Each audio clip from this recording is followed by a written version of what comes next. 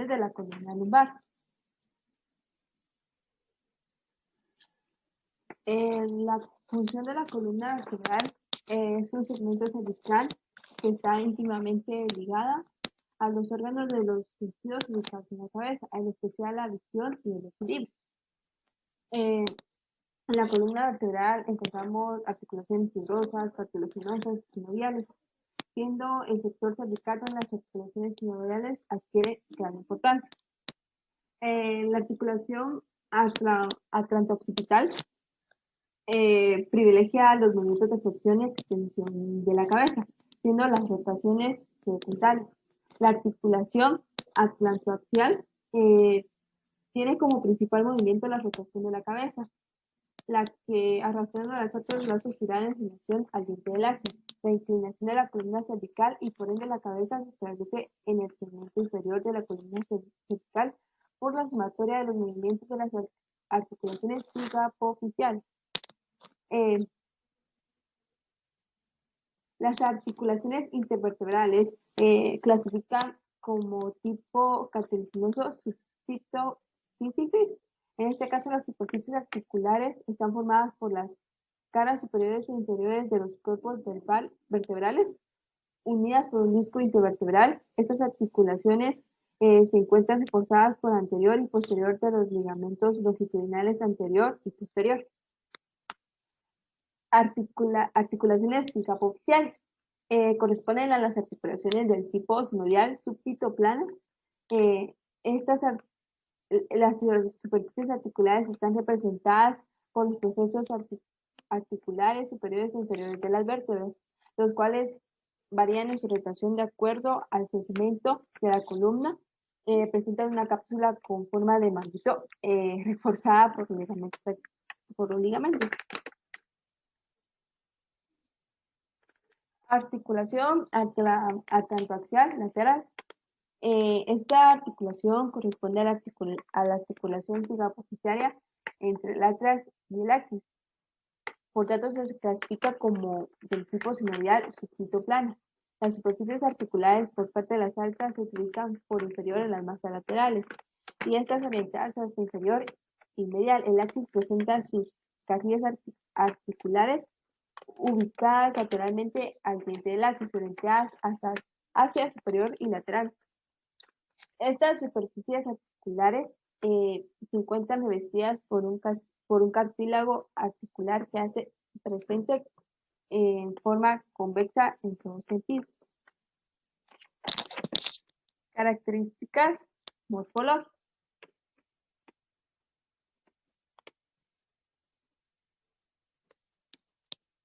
La columna vertebral es una estructura ubicada en el plano posterior del cuerpo desde la cabeza hasta el tronco. La definimos como una estructura estocardioginosa articuliginosa, es decir, que posee huesos, cartílagos y además tejido conectivo. La longitud es variable, normalmente es de 72 a 75 centímetros, y es importante porque en su interior se encuentra la médula espinal. Se pueden clasificar en regiones. La columna vertebral tiene 33 vértebras repartidas en 5 regiones. Cervical tiene 7 vértebras. Las vértebras cervicales están entre el tórax y el cráneo. Se caracterizan principalmente por su pequeño tamaño, por su apófisis espinosa bífida y la presencia de un orificio en cada apófisis transversa. La torácica tiene 12 vértebras. Se caracteriza por sus articulaciones con las costillas. Aunque todas las vértebras tienen elementos costales, estos elementos son menores y están incorporados a la apófisis transversas en otras regiones diferentes al tórax. Las vértebras lumbares son 5. Estas forman un soporte esquelético de la pared abdominal posterior y se caracteriza por su gran tamaño. Las vértebras sacras son 5. La región coxígea tiene 4 vértebras. Estas vértebras coxígeas se fusionan a un pequeño hueso triangular único llamado el coxis. La región sacra y el coxígea es inicialmente independientes, pero luego sufren un proceso de osificación formando un solo hueso. así que en adultos es difícil separar las vértebras sacras y coccygeas, pero en radiografía se puede observar. Vértebra típica. Una vértebra típica consta de un cuerpo vertebral y un arco vertebral posterior. Extendiéndose a partir del arco vertebral se hallan varias apófisis para inserciones musculares y para la articulación en los huesos adyacentes. El cuerpo vertebral es la parte del soporte del peso de la vértebra. El arco vertebral forma las partes laterales y posteriores del agujero vertebral. Las láminas se van a fusionar en el centro formando una estructura alargada llamada una apófisis espinosa porque se proyecta como espina, que sirve para la inserción del músculo y ligamento. Gracias. Buenos días, yo les hablaré acerca de las características anatómicas de la columna lumbar. Como sabemos, esta es una vértebra que se encuentra más abajo de la columna vertebral, que es la que debe soportar el peso del cuerpo. Las 5 vértebras de la columna lumbar están de la L1 a la L5. Son las vértebras no fusionadas. Son las vértebras más fusionadas y son las más grandes de la columna vertebral, lo que permite soportar el peso de todo el torso de nuestro cuerpo. Otra de las características es que los 2 segmentos vertebrales que están en la parte más baja de la columna lumbar es la L4 y L5 y L5 y S1, que incluyen vértebras y discos, que estas soportan la mayor cantidad del peso y por lo tanto son los que más propensos están a degradarse o sufrir algún tipo de daño. Otra de las características importantes es que la columna lumbar se encuentra en el sacro, en la articulación lumbosacra. Esta articulación permite una rotación considerable, de modo en que la pelvis y las caderas puedan oscilar y pueden ayudar a caminar y correr.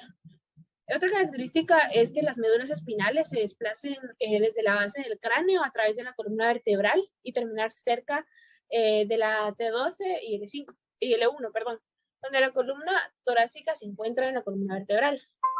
Otra cosa importante que debemos de tener en cuenta es la parte más baja de la columna vertebral se curva ligeramente hacia adentro, hacia el abdomen, y esta curva hacia adentro se llama lordosis. Cada segmento de la columna vertebral se compone de 2 vértebras, tales como la L4 y la L5, apiladas verticalmente con un disco intravertebral entre ellas. Un disco sano es alcochado por una gran cantidad de agua y tiene una sustancia similar a una esponja que actúa como un amortiguador en la columna vertebral. Esta ofrece flexibilidad y proporciona protección frente a movimientos muy bruscos que podamos realizar. Las 2 vértebras adyacentes se conectan en la parte posterior de la columna vertebral por 2 pequeñas articulaciones llamadas articulación facetaria. Las articulaciones facetarias de la columna lumbar permiten que el movimiento pueda doblar y torcer la parte baja de la espalda en todas las direcciones. Hay nervios que ramifican desde la columna vertebral. En cada nivel de la columna pasan a través de pequeños agujeros en la parte posterior de la columna lumbar. Luego se conectan entre sí para así formar el nervio clático, que se extiende hacia las piernas por la parte posterior de cada uno de los muslos hasta llegar a las pantorrillas y a los pies. Gracias. Yo les hablaré sobre los componentes ligamentarios de la columna lumbar. Entre ellas podemos encontrar el ligamento amarillo, el ligamento intertransverso, el ligamento longitudinal posterior, el ligamento longitudinal anterior, el ligamento capsular facetario, el ligamento interoespinoso y el ligamento supraespinoso. Vamos a visualizar en esta imagen cada uno de los ligamentos de la columna lumbar. Dice que los ligamentos amarillos se extienden entre los arcos vertebrales. Este ligamento incluso en reposo se halla en tensión. Los ligamentos intertransversos dice que son conexiones fibrosas entre las apófisis transversas. Dice que son solo reconocibles en la región lumbar. Tenemos el ligamento posterior. Está firmemente unido al cuerpo solamente en la parte superior e inferior, de modo que este deja un espacio para el paso de los vasos vertebrales. Tenemos el ligamento longitudinal anterior que se ensancha en dirección caudal y une firmemente a los cuerpos de las vértebras, pero no a los discos. El ligamento capsular facetario dice que los primeros soportan las compresiones y mientras que el segundo resiste fuerzas tensionales. Los ligamentos interespinosos son igualmente cortos y unen las apófisis espinosas entre sí. El ligamento supraespinoso dice que se comienza en la espina de la séptima cervical y se extiende uniendo a las apófisis espinosas hasta el sacro.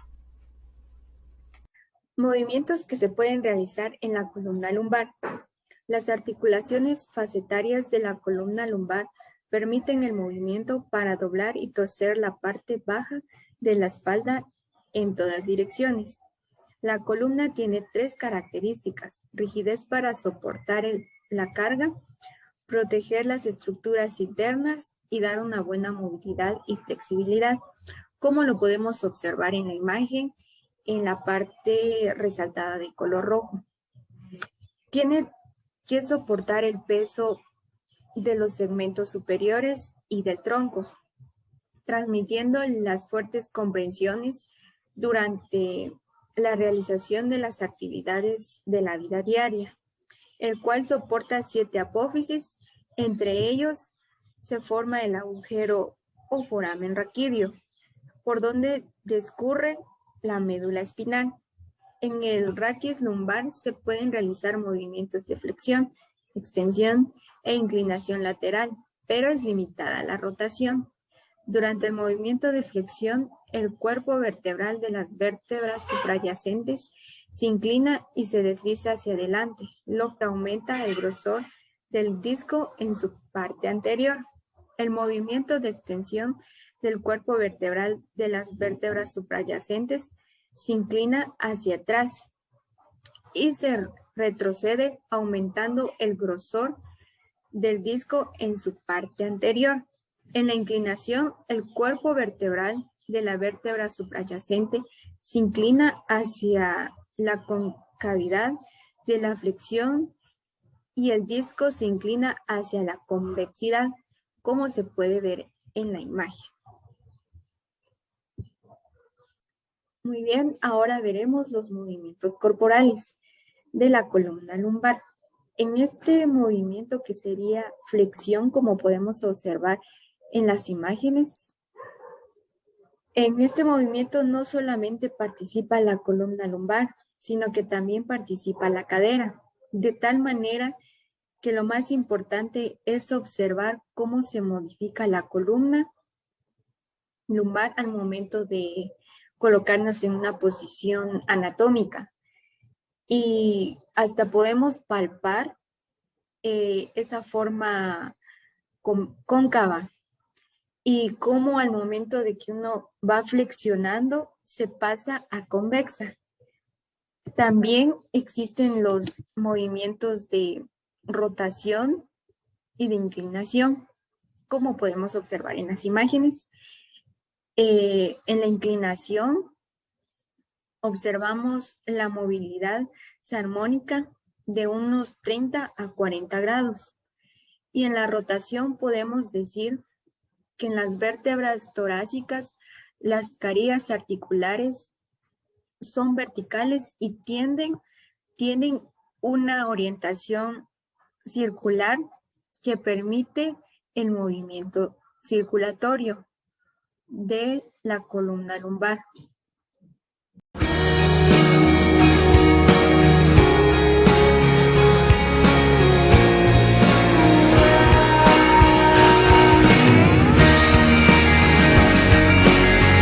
Comenzamos. La pelvis ósea, también conocida como la parte inferior del tronco del esqueleto, está constituido por 2 huesos coxales y las últimas 2 piezas de la columna vertebral, el sacro y el coxis.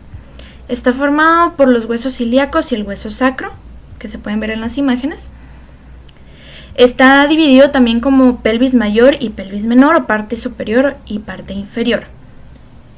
La parte mayor está formada por la parte superior del hueso sacro, parte superior de la rama pubiana y las fosas ilíacas. Su diámetro transversal en condiciones normales llega a medir 13 centímetros. Su conjugado verdadero mayor, su valor normal es de 10 centímetros.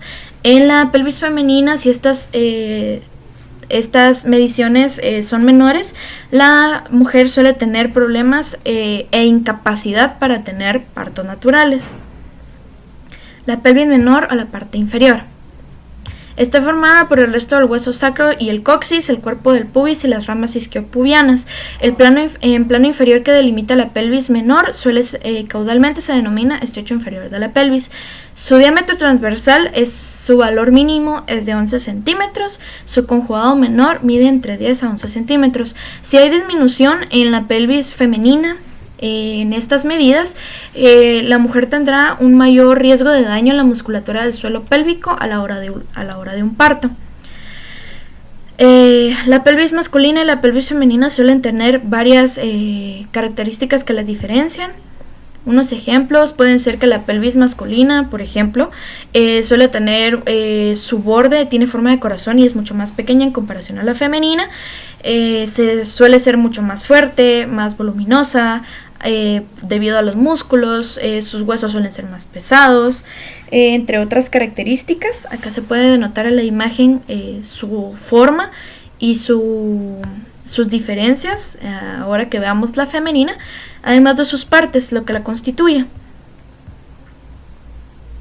En el caso de la pelvis femenina, obviamente al tener una función mayor, además de sostener las vísceras, también sirve para la gestación. Debido a eso debe tener unas características muy distintas a la pelvis masculina. Algunos ejemplos de estas características es que su borde es ovalado y es más grande, sus acetábulos son más pequeños y se orientan a la vista inferior, su hueso sacro se encuentra mucho menos curvado y es más pequeño pero más ancho en comparación a la masculina, y el coxis suele ser naturalmente más flexible y se orienta en posición recta debido a que al momento de tener un parto este hueso está muy involucrado a la hora de que se está en labor de parto y se tiene que tener al bebé. Obviamente la pelvis ósea está formada por las vértebras sacras.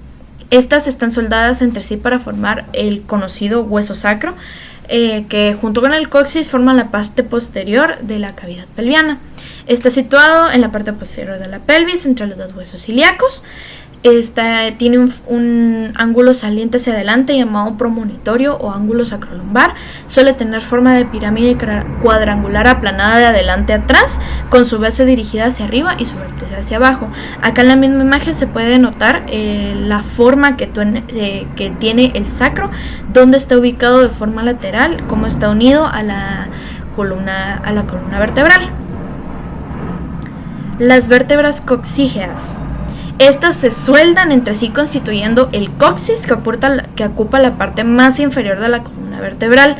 Está situado en la parte inferior del sacro, tiene contorno en forma triangular como se puede ver acá, con base en la parte superior y vértice inferior. Es aplanado de adelante a atrás y se distinguen dos caras, dos bordes, una base y un vértice. Acá se pueden ver las partes del coxis, están las astas, entre medio de ellas está la base, todas las vértebras coxígeas y la ápice del coxis. Características morfológicas. Descripción anatómica ósea del cíngulo pélvico. El cíngulo pélvico está formado por dos huesos coxales que permiten conectar el sistema esquelético axial con el miembro inferior. El coxal es un hueso tipo plano ubicado en la cadera, formado por tres partes óseas. Tenemos el pubis anterior inferior, el isquion posterior inferior y el ilion superolateral. Los huesos coxales están articulados entre sí. Por delante tenemos el sínfisis del pubis, que es una articulación semi-inmóvil y se forma cartilaginoso, denominada disco interpúbico. Dorsalmente se articula con el sacro y cada uno articula con el fémur en el acetábulo. El coxal, el sacro y el coxis forman una estructura denominada pelvis ósea. Para ese estudio, el coxal se describe dos caras, está la cara lateral y cara medial, cuatro márgenes, que está el margen superior, margen posterior, margen inferior y margen anterior. y 4 ángulos que vamos a ver en continuación. Los ángulos del costal presentan superficies rugosas que da inserción a los ligamentos y a los músculos. Tenemos el ángulo anterosuperior que se ubica en la espina ilíaca anterosuperior, el ángulo posterior superior que se ubica en la espina ilíaca posterior superior. Tenemos el ángulo anterior inferior que se ubica en el ángulo del pubis y el ángulo posterior inferior que se ubica en la tuberosidad isquiática. A continuación, con los tipos de pelvis, los protocolos Caldwell y Malley hicieron una clasificación de los tipos de pelvis. Esto ayuda a comprender mejor el mecanismo del parto. Mientras que voy explicando, va a poder visualizar un video de cómo el bebé va descendiendo.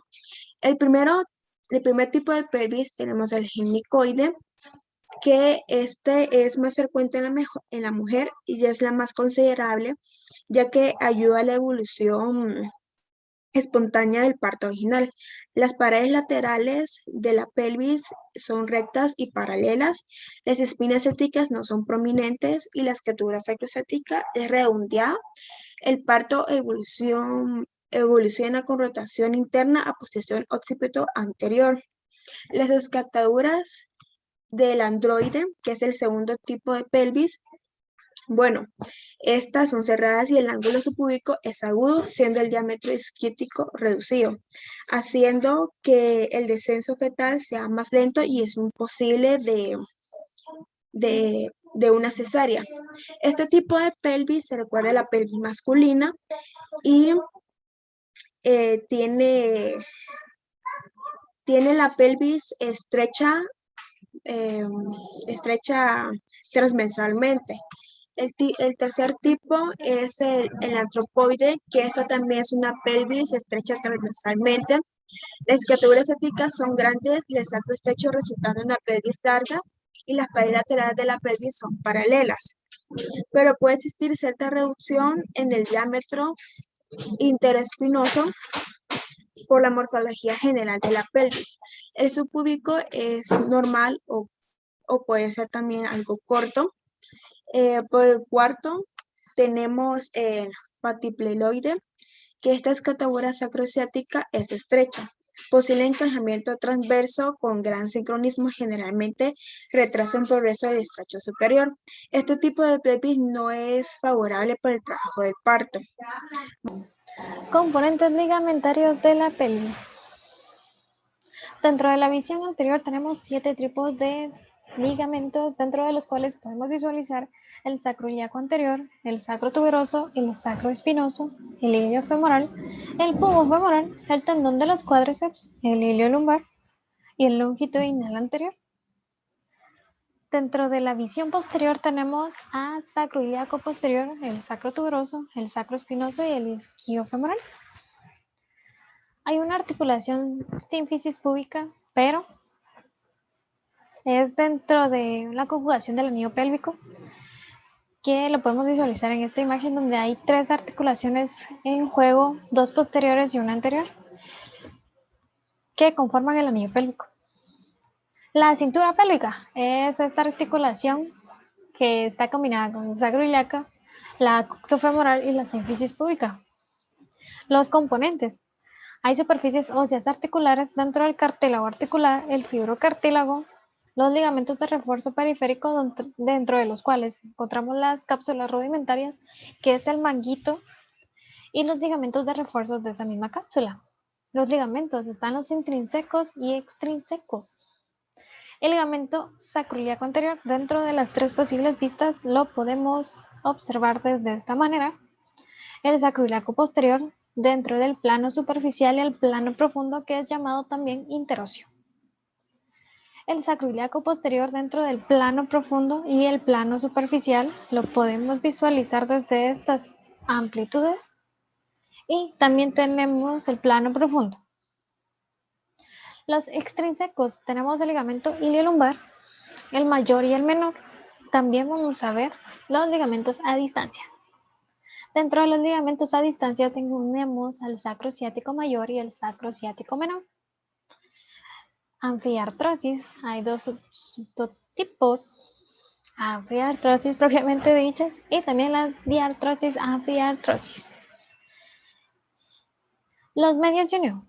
Tenemos la cápsula articular rudimentaria, el ligamento anterior, posterior, superior e inferior, que también es llamado ligamento arcuato o triangular. Las articulaciones de la pelvis. Mencionaré algunas articulaciones, sus funciones, por qué están compuestos y algunos ligamentos. La primera es la articulación sacroiliaca. Esta es una diartrodial. Sus superficies articulares tienen forma de oreja, contiene bordes y depresiones irregulares. El hueso sacro y el ilíaco no están en contacto, sino que están conectados con potentes ligamentos, que es el posterior, interóseo y el anterior. Sus funciones es pequeña y fuerte, no tiene mucha movilidad, transmite todas sus fuerzas de la parte superior del cuerpo a la pelvis, las caderas y piernas, y actúa como estructura de amortiguador. Los ligamentos presentes en esta articulación es el ligamento iliolumbar. Este estabiliza la parte superior de la articulación sacroiliaca, uniéndolo a la pelvis con las dos últimas vértebras lumbares. La articulación coxofemoral. Este une la cabeza femoral con la cavidad cotiloidea del hueso ilíaco. Su congruencia anatómica es una diartrosis, soporta ciclos de carga y movimientos a lo largo de la vida. Su componente óseo acetabular resulta la fusión de tres centros de osificación diferente, que es el ilion, el isquion y el pubis. Está formado por la cavidad cotiloidea, la cabeza femoral y el rodete acetabular o labrum. La cabeza femoral es convexa. En su centro presenta la fosita del ligamento redondo para la inserción de dicho ligamento. La cavidad cotiloidea tiene una parte articular en forma de media luna y una no articular, que es el trasfondo de la cavidad. El rodete es un fibrocartílago que se inserta en la ceja cotiloidea y su función es ampliar la cavidad cotiloidea para permitir una mejor inserción de la cabeza femoral. Las funciones de esta articulación es que soporta el peso con un gasto mínimo de energía. Posee 3 ejes y 3 grados, es el transversal, anteroposterior y vertical. Los ligamentos presentes son un potente estabilizador. Se divide en 3. El ligamento iliofemoral, que está en la región posterior. El ligamento isquiofemoral, que está en la parte posterior, y el ligamento pubofemoral, que está en la parte anteromedial.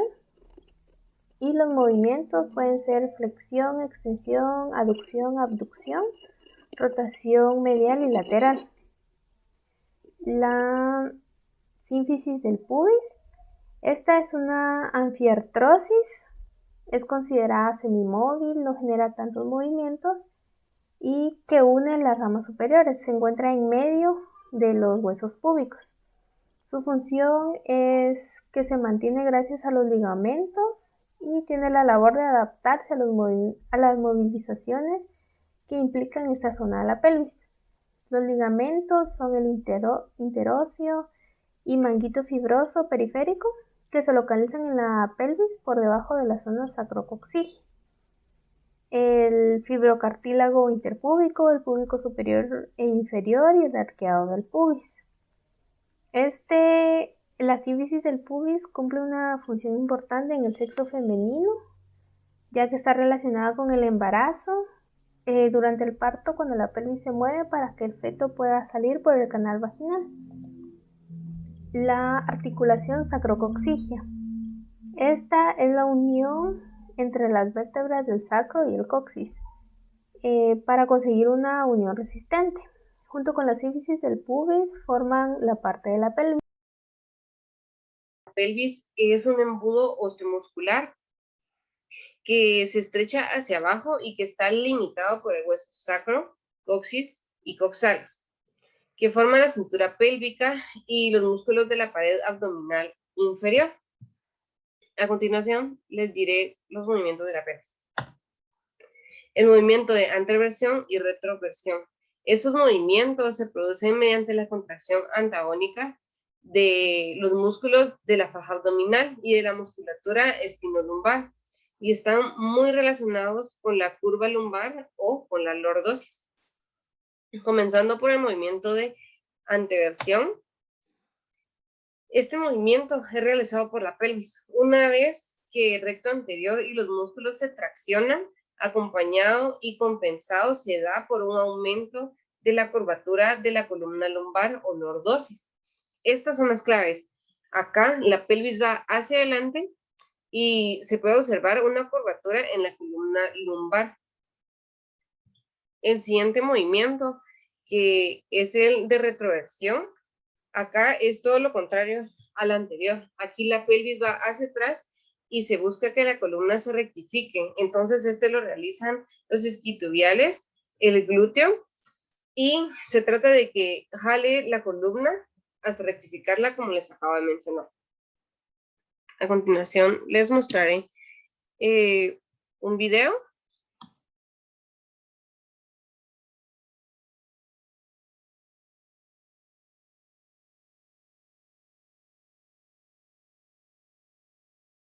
Así que ya sabemos que las manos pueden ayudarnos a direccionar el movimiento hacia adelante y hacia atrás.